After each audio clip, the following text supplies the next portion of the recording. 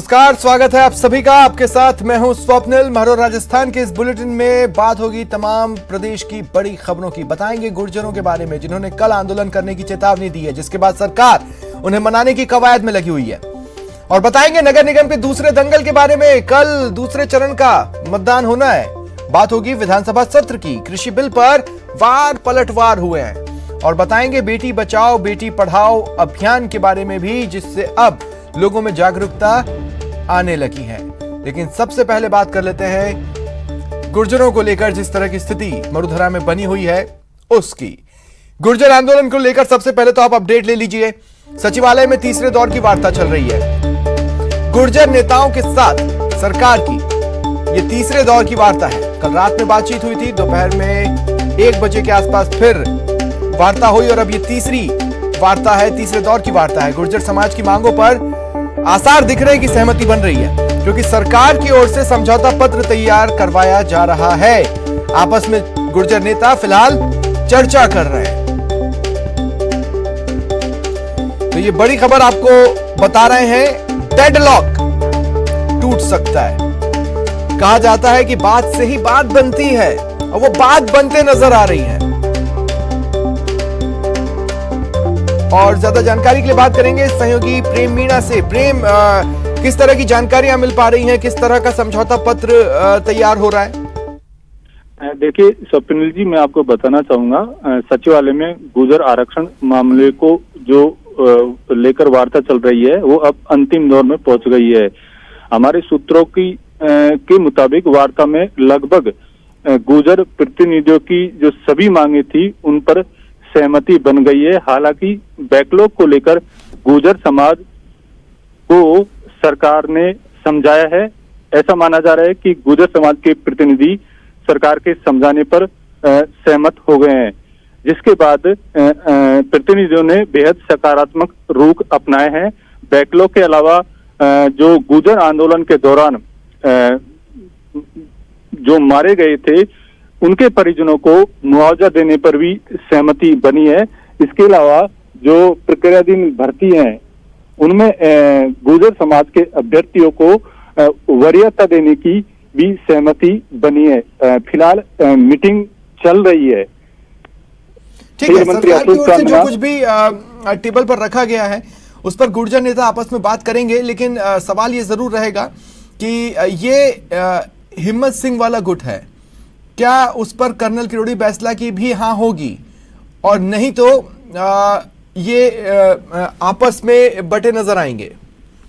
देखिए स्वप्निल जी, आपने बिल्कुल सही सवाल पूछा। दरअसल आज दिन में गुर्जर नेता कर्नल किरोड़ी सिंह बैसला से जब इस बारे में सवाल पूछा गया था तो उनका ये कहना था कि हिम्मत सिंह गुर्जर और अन्य जो गुर्जर समाज के प्रतिनिधि हैं वो भी गुर्जर समाज के ही हैं। यदि वो सरकार से वार्ता कर रहे हैं तो उन्हें इसकी कोई आपत्ति नहीं है। हमारी मांग सिर्फ इतनी है कि सरकार उनकी मांगों पर जो सहानुभूति पूर्वक रुख है वो अपनाए। तो ऐसे में कहा नहीं जा सकता कि कर्नल किरोड़ी सिंह बैसला और विजय बैसला किसी तरह की आपत्ति जताएंगे।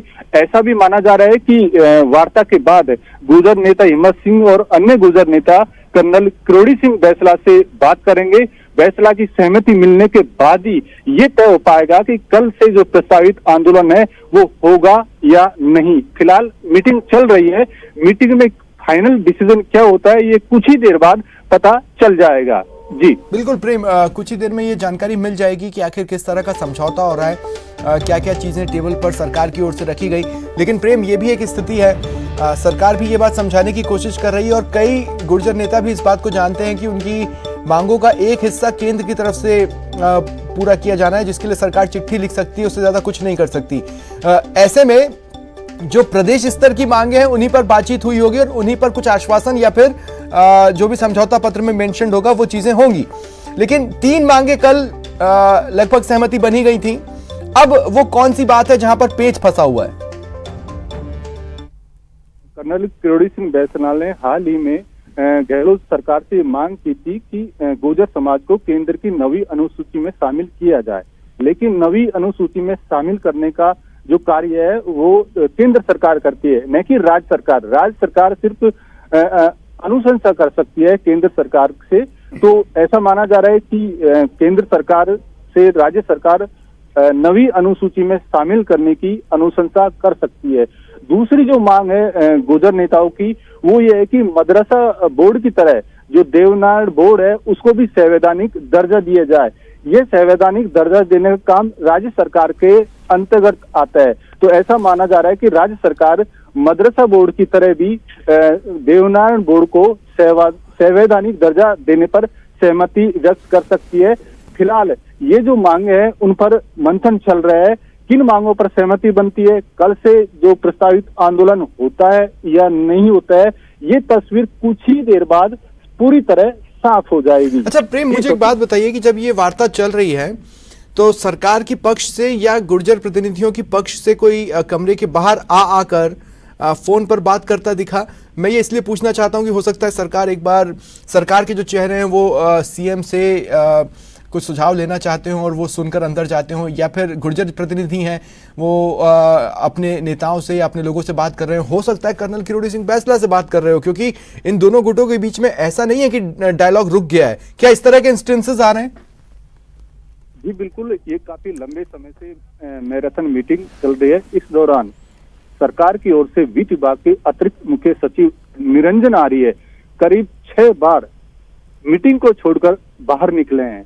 तो निरंजन आर्य सीएम अशोक गहलोत के खास ब्यूरोक्रेट्स माने जाते हैं। उनके करीबी ब्यूरोक्रेट्स में निरंजन आर्य की गिनती की जाती है। तो कयास लगाया जा सकता है कि सीएमआर या सीएमओ के बड़े अधिकारियों से निरंजन आर्य की कोई बात हुई है और जो मीटिंग में चल रहा है उसकी अपडेट भी सीएमआर के अधिकारियों को दिया गया है। इस बीच गुर्जर समाज के जो अन्य प्रतिनिधि है वो भी मीटिंग से कई बार बाहर निकले हैं। तो कहा जा सकता है कि विजय बैसला या कर्नल किरोड़ी सिंह बैसला से वार्ता की होगी। फिलहाल मीटिंग चल रही है, सार्थक नतीजे निकलने की उम्मीद है। ठीक है, क्या नतीजे निकलते हैं इसके लिए मैं थोड़ा इंतजार करना होगा। शुक्रिया प्रेम तमाम जानकारी के लिए। गुर्जर आरक्षण संघर्ष समिति के संयोजक कर्नल किरोड़ी सिंह बैसला ने सरकार से किसी भी प्रकार की वार्ता करने से इनकार करते हुए समाज के लोगों से 1 नवंबर को पीलूपुरा पहुंचने का आह्वान किया है।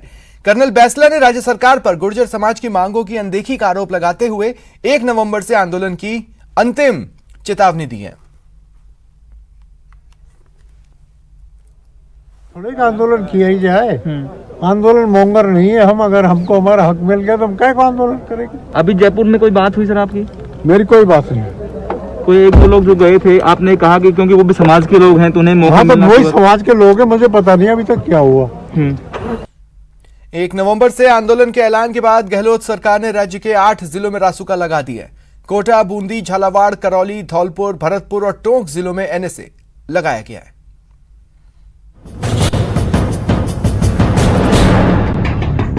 राज्य सरकार और गुर्जरों के बीच गतिरोध बरकरार है। गुर्जरों के 1 नवंबर से आंदोलन के अल्टीमेटम को देखते हुए सरकार ने भले ही 3 महत्वपूर्ण मांगे पूरी करने की घोषणाएं कर दी हों, पर गुर्जर समाज आंदोलन स्थगित करने के मूड में नहीं दिख रहा। आंदोलन के लिए हमारे रास्ते खुले हैं। हम कब मना किया आंदोलन नहीं करेंगे?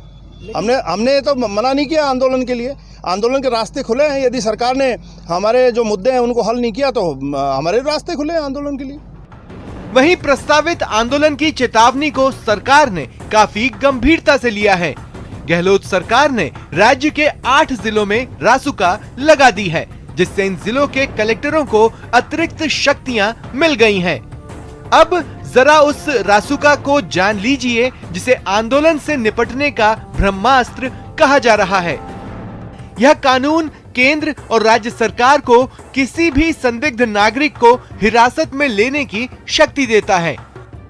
सरकार को लगता है कि कोई व्यक्ति कानून व्यवस्था को सुचारू रूप से चलाने में उसके सामने बाधा खड़ी कर रहा है तो वह उसे हिरासत में लेने का आदेश दे सकती है। इस कानून का इस्तेमाल जिलाधिकारी, पुलिस आयुक्त, राज्य सरकार अपने सीमित दायरे में भी कर सकते हैं। सरकार ने रासुका लगाने के अलावा कई जिलों में इंटरनेट सेवा बंद कर दी है, सोशल मीडिया पर बैन लगा दिया है और आरएसी और एसटीएफ को तैनात कर दिया है। मतलब साफ है, सरकार ने पुलिस प्रशासन को आंदोलन के नाम पर अराजकता फैलाने वालों के खिलाफ सख्ती बरतने के निर्देश दिए हैं। क्या आंदोलन के लिए आंदोलन करना कतई उचित नहीं है और समाज के अन्य तबकों को किसी प्रकार की असुविधा नहीं होनी चाहिए, कानून और व्यवस्था हाथ में नहीं ली जानी चाहिए। लेकिन ऐसा भी नहीं है कि सरकार सिर्फ शक्ति से ही समस्या का समाधान चाहती है। देखिए, गुर्जरों को अगर आरक्षण दिया तो कांग्रेस की सरकार ने, अगर धोखा दिया तो भाजपा की सरकार ने। पहले 70 गुर्जर मार करके भी वो आरक्षण नहीं दे सके। आज 25 के 25 सांसद देकर के भी 9वीं अनुसूची में उन्होंने गुर्जर आरक्षण को नहीं डाला। तो मैं समझता हूं आंदोलन गुर्जर भाइयों को अगर करना चाहिए तो वो शांतिपूर्वक आंदोलन केंद्र के खिलाफ और 25 सांसदों के खिलाफ करना चाहिए। गुर्जर आंदोलन के बारे में बात हो रही है, कैबिनेट सब कमेटी बनी है, उनको जो 3 उनकी मांगे मानी है। हमारी कोशिश रहेगी कि उसका वो रास्ता निकल सके और हम गुर्जर समाज के पक्ष में हैं। कांग्रेस की उनकी जो मांगे हैं जो मानी गई हैं, इसलिए मानिए कि हम उनके हितैषी हैं। बड़े बड़े मामले हो जाते हैं, उन सब चीज़ों का भी बैठ के ही हल निकलता है और माननीय मुख्यमंत्री श्री अशोक गहलोत साहब, हमारी पूरी सरकार इस मामले को लेके पूरी तरह गंभीर है। एक एक गतिविधियों पे सारी निगाहें बनाई हुई है, सारी चीज़ों को समझ रही है और मुझे पूरा विश्वास है कि गुर्जरों के हित में, जो लंबे समय से उनका आंदोलन चला आ रहा है, गुर्जरों के हित में जल्दी कोई ना कोई अच्छा फैसला, अच्छा निर्णय, अच्छी घोषणा सरकार की तरफ से उनके हित में होगी। एक तरफ जहां सरकार गुर्जरों को समझाने बुझाने में जुटी है, वहीं बीजेपी सरकार पर आंदोलन की आग भड़काने का आरोप लगा रही है। दुर्भाग्य है कि आज फिर गुर्जर आंदोलन प्रारंभ हो गया। राज्य सरकार ने फरवरी महीने में गुर्जरों के साथ जो समझौता किया था, मंत्रिमंडल की उप समिति ने किया था, आज सरकार उससे मुकर रही है। सरकार को गंभीरता से जो किए गए समझौतों की पालना करनी चाहिए ताकि गुर्जर समाज के लोगों को फिर सड़क पर नहीं आना पड़े। आरोप प्रत्यारोप अपनी जगह, पर सच यही है कि गुर्जरों की 1 नवंबर से आंदोलन की चेतावनी को सरकार ने काफी गंभीरता से लिया है। सरकार का मकसद प्रदेश में कानून व्यवस्था को बनाए रखना है। इतना तय है कि आने वाले कुछ घंटे प्रदेश के लिए बेहद अहम है। Bureau report, news 18 Rajasthan. कल से प्रस्तावित गुर्जर आंदोलन को लेकर भरतपुर के बयाना में फिर से पुलिस बल तैनात कर दिया गया। इंटरनेट सेवा बंद है। मांगों पर सरकार से बातचीत में कोई हल निकलने तक पुलिस बल की तैनाती है। पुलिसकर्मियों को छुट्टी मांगने को लेकर कोई कोताही नहीं बरती जाएगी। छुट्टी नहीं मांग सकते। बहाने से छुट्टी लेने पर सख्त कार्रवाई होगी। मुख्यालय बंद करने से पहले उच्च अधिकारियों से परमिशन लेनी होगी। एसपी अमनदीप सिंह कपूर और कलेक्टर स्थिति पर नजर बनाए हुए हैं।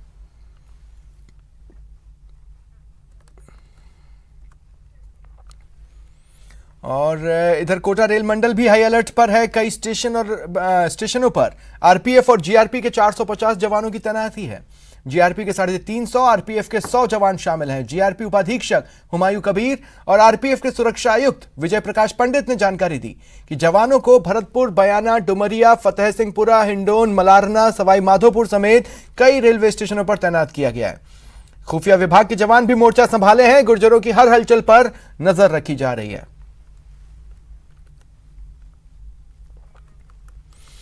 और इधर अलवर जिले में गुर्जर आंदोलन को लेकर पुलिस प्रशासन अलर्ट है। अलवर एसपी ने पुलिस अधिकारियों के साथ बैठक की और गुर्जर बाहुल्य इलाकों में विशेष सतर्कता बरतते हुए दिशा निर्देश दिए गए। साथ ही गुर्जर समाज के लोगों से बातचीत कर शांतिपूर्ण आंदोलन के लिए अपील के भी निर्देश दिए गए। बता दें, कर्नल किरोड़ी सिंह बैंसला की 1 नवंबर से आंदोलन की चेतावनी के बाद अलवर पुलिस अलर्ट मोड पर है।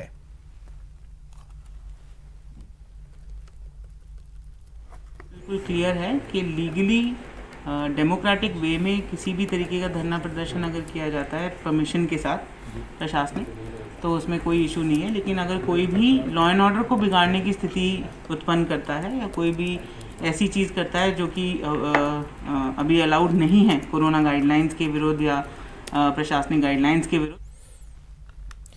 और वक्त एक ब्रेक के बाद देखिए एमएसपी बिना कृषि बिल।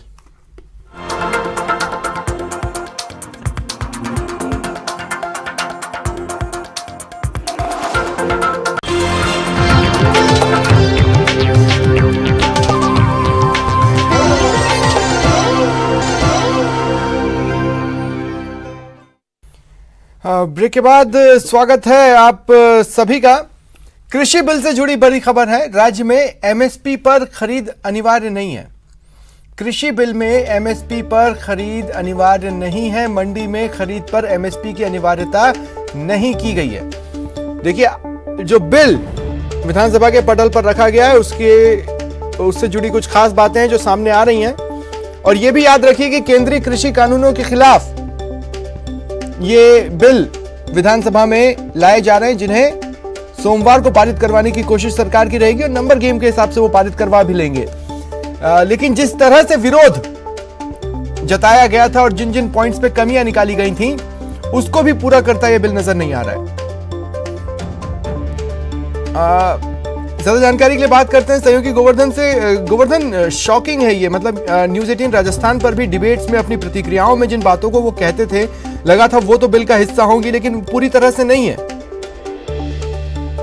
कहा जिन चीजों को लेकर के कांग्रेस हस्ताक्षर अभियान चला रही है, केंद्र सरकार के बिल को लेकर के सवाल खड़े किए गए थे और ये डिमांड की गई थी केंद्र सरकार से कि वो एमएसपी पर खरीद को कानूनन अनिवार्य करे और बिल में प्रावधान करे। राज्य सरकार ये जो आज 3 बिल लेकर के आई है, उन बिलों में केवल संविदा खेती के मामले में एमएसपी का प्रावधान है। बाकी किसान अगर मंडी में या अन्य व्यापारी केंद्र पर या अन्य जगह पर अपनी उपज बेचता है तो वहां पर एमएसपी का प्रावधान लागू नहीं है। इस प्रावधान नहीं करने को लेकर के कई तरह के अब सवाल जरूर खड़े हो रहे हैं, क्योंकि कांग्रेस की मुख्य डिमांड ये थी और पंजाब में भी धान और गेहूं के मामले में एमएसपी अनिवार्य की है, लेकिन राजस्थान के बिल में ऐसा प्रावधान नहीं है। ये जरूर कई तरह के राजनीतिक तौर से सवाल खड़े कर रहा है। लेकिन इन 3 बिलों के प्रावधानों की अगर बात कर ली जाए तो उनको भी देखना जरूरी है। एक तो किसान के उत्पीड़न को इसमें कानूनन जुर्म बताते हुए इस पर 5 लाख तक का जुर्माना और 7 साल तक की सजा का प्रावधान इसी बिल में किया गया है। किसान का उत्पीड़न की परिभाषा भी है इसमें कि अगर कोई व्यापारी करार करने के बाद किसान की फसल को नहीं खरीदता है और 3 दिन के भीतर अगर उसको भुगतान नहीं करता है तो वो किसान का उत्पीड़न माना जाएगा और ऐसी दशा में उस व्यापारी पर 5 लाख तक का जुर्माना और 7 साल तक की सजा का प्रावधान किया गया है। कॉन्ट्रैक्ट फार्मिंग या संविदा खेती का अगर करार बिना एमएसपी किए, एमएसपी से नीचे अगर किया जाता है तो वो भी किसान का उत्पीड़न माना जाएगा। मतलब किसान को ऐसे करार को तब तक वैध नहीं माना जाएगा। गोवर्धन, मैं कुछ ही पलों में आपसे फिर डिस्कस करता हूँ। जो आप बता रहे हैं उसी की कड़ी में एक और जानकारी यहाँ दर्शकों को देना चाहते हैं। किसानों के लिए कृषि बिलों में जो प्रावधान है, किसान के उत्पीड़न पर 3 से 7 साल तक की सजा का प्रावधान ये बिल कर रहा है। जैसा कि सहयोगी गोवर्धन ने बताया, गोवर्धन बता रहे थे कि 5 लाख तक के जुर्माने का भी प्रावधान किया गया है। वहीं संविदा खेती से जुड़े बिल में कई कड़े प्रावधान है। कृषि उपज व्यापार और वाणिज्य बिल में प्रावधान है। ये भी वो बड़ी बातें हैं जो कि इस बिल में शुमार हैं, जैसा कि गोवर्धन बता रहे थे। गोवर्धन, तो कहने का मतलब यह है कि केंद्र सरकार के बिल से कितना अलग है, के साथ सवाल यह भी है कि पंजाब सरकार के विधेयक से कितना अलग है। बिल्कुल, देखिए केंद्र सरकार के जो बिल हैं उनमें तो केवल ये एक जो पॉइंट था कि जनरल खरीद पर या मंडी में खरीद पर एमएसपी के बात को लेकर के सबसे ज्यादा कांग्रेस ने सवाल उठाए थे, वो इसमें नहीं है। इस एक प्रावधान को अगर छोड़ दिया जाए तो बाकी तो वही प्रावधान है जो कांग्रेस ने केंद्र के सवाल उठाए थे। उन सब प्रावधानों को कड़े प्रावधान जरूर लागू किए गए हैं और किसान को इनका फायदा भी होगा, इसमें कोई दो राय नहीं है। लेकिन तो सबसे चौंकाने वाली बात ये थी कि जनरल जो खरीद होती है मंडी में या किसान बेचता है, वहां एमएसपी का प्रोविजन लागू नहीं है। इसके पीछे कांग्रेस के नेता तर्क ये बता रहे हैं कि एमएसपी की जो पूरी खरीद का सिस्टम है वो राजस्थान में अलग तरह का है, क्योंकि एक तो यहाँ डाइवर्सिफाइड क्रॉप है, बहुत सारी फसलें हैं। पंजाब में केवल धान और गेहूं होता है, लेकिन राजस्थान में क्रॉप पैटर्न बहुत अलग अलग तरह का है, अलग अलग तरह के एग्रीकल्चर जोन है। उसके हिसाब से बहुत सारी व्यवहारिक दिक्कतें थी। मंत्रियों का ये भी कहना था कि पूरी जो खरीद का पैसा वो केंद्र देता है, तो यहाँ ये संभव नहीं था और इसी वजह से ये गली निकाल ली गई कि एमएसपी का प्रावधान यहाँ पर जनरल खरीद में नहीं किया गया, केवल संविदा खेती में इस प्रावधान को लेकर के जोड़ा गया। चलिए, शुक्रिया गोवर्धन हमारे साथ जुड़ने के लिए और तमाम जानकारी के लिए। और आज से विधानसभा का सत्र शुरू हो गया है, जिसमें गहलोत सरकार ने कृषि संशोधन विधेयक समेत 5 विधेयक पेश किए हैं। शनिवार को 15वीं विधानसभा के 5वें सत्र का दूसरा चरण का सत्र शुरू हुआ। न प्रश्नकाल न शून्यकाल, बस सदन का आगाज और फिर कृषि संशोधन विधेयक समेत 5 संशोधन विधेयक पेश कर दिए गए, जिनमें एक कोरोना महामारी विधेयक भी शामिल है। अब उन विधेयकों के बारे में जान लीजिए जो सत्र के शुरू होते ही पेश किए गए। कृषि उपज व्यापार और वाणिज्य राजस्थान संशोधन विधेयक 2020, कृषि कीमत आश्वासन और कृषि सेवा करार राजस्थान संशोधन विधेयक 2020, आवश्यक वस्तु विशेष उपबंध राजस्थान संशोधन विधेयक 2020, सिविल प्रक्रिया संहिता राजस्थान संशोधन विधेयक 2020, महामारी राजस्थान संशोधन विधेयक 2020। महामारी संशोधन विधेयक में मास्क अनिवार्य करने का प्रावधान है, जबकि केंद्र के कृषि कानूनों की काट के लिए सदन में 3 संशोधन विधेयक पेश किए गए। फिर सदन से ही किसान के नाम पर सियासत उफान पर शुरू हो गई। केंद्र सरकार पर जमकर निशाना साधा गया। केंद्र सरकार को घमंड हो गया है और कभी भी वोट का बहुमत का घमंड नहीं होना चाहिए। केंद्र सरकार ने अब किसान खेत खलिहान पर हमला कर दिया है। पूरे देश में आग लगी हुई है। यदि केंद्र सरकार में ईमानदारी होती, किसान के प्रति थोड़ी बहुत भी अच्छी भावना होती, तो पूरे देश के विपक्ष की पार्टियों की मीटिंग बुलाती, किसान संगठनों की मीटिंग बुलाती, बात करती। लेकिन केंद्र की सरकार जिद और तानाशाही पर आ गई है। जो बिल हमारी सरकार ने तैयार किए हैं, जो किसानों को जिस प्रकार से आंसू रुलाने का काम केंद्र की सरकार कर रही है, अपने वादों पे वो खरी नहीं उतर रही है।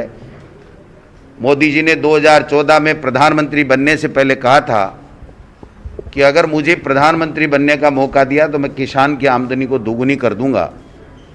वो दोगुनी तो कर नहीं पाए, लेकिन वो भूल गए थे कि एक वादा मैंने उद्योगपति मित्रों को भी किया है कि तुम्हारी आमदनी दोगुनी कर दूंगा। तो किसान की आमदनी करने का उनका जुमला था। किसानों के खिलाफ तो भाजपा है। किसान सड़क पे आ रहे हैं, पूरा देश सड़क पर उतरने की तैयारी में है। अपने आप को अपना फेस सेविंग करने के लिए भारतीय जनता पार्टी के लोग आरोप लगा रहे हैं। उनके आरोपों में दम नहीं है। कांग्रेस किसानों के साथ है, पूरा देश किसानों के साथ है। भारतीय जनता पार्टी को और एनडीए गवर्नमेंट को छोड़ के बाकी सब किसानों के साथ हैं। किसान अपने आप को ठगा हुआ से महसूस कर रहा है।